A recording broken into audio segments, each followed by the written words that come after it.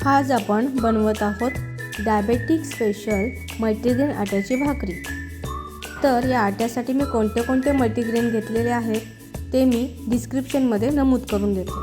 किती प्रमाणात घ्यावे काय ते तुम्हाला सर्व नमूद करून ठेवते। ही भाकरी बनवायला अगदी सोपी आहे।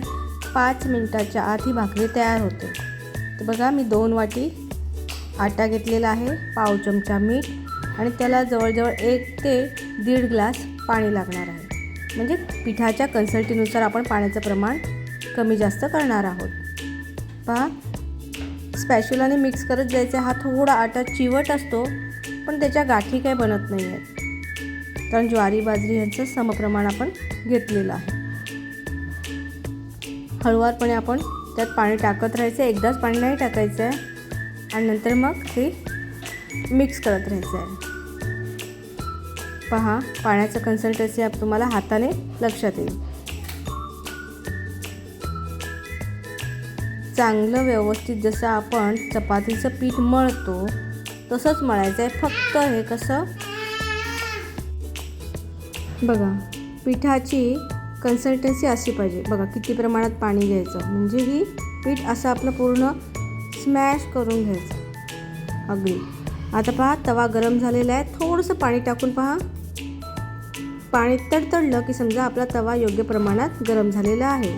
त्यात एका भाकरीसाठी बघा अंदाजे एका भाकरीसाठी लागेल एवढा पीठ आपण त्याच्यात घेऊया। ही भाकरी तुम्ही वाटीने सुद्धा करू शकता। तुम्हाला हाताने गरम तव्यावर सवय नसेल तर तुम्ही वाटीने सुद्धा करू शकता, किंवा डोश्यासाठी जो चमचा वापरतात त्याने सुद्धा तुम्ही करू शकता।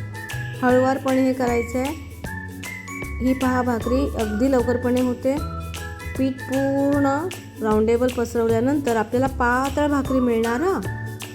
त्याच्यावर आपण पाणी टाकून घेऊया, म्हणजे पाण्याचं एक थोडासा पातळ लेअर पसरवून घ्यायचं, म्हणजे थोडीशी ओली करायची भाकरी।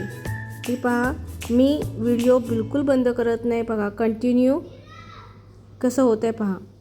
आता आपण ती इझिली भाकरी रिमूव्ह होते। मी तेलाचा वापर काय खाली केलेला नाही, कारण मी तेलाचा वापर जेवणामध्ये कमीच करते। त्याच्यामुळे भाकरीत मी आता तुम्हाला वाटेल तव्याला तेल लावलेलं आहे, नाही, पूर्ण तवा अगदी फक्त गरम झालेला आहे, कोरडा तवा आहे।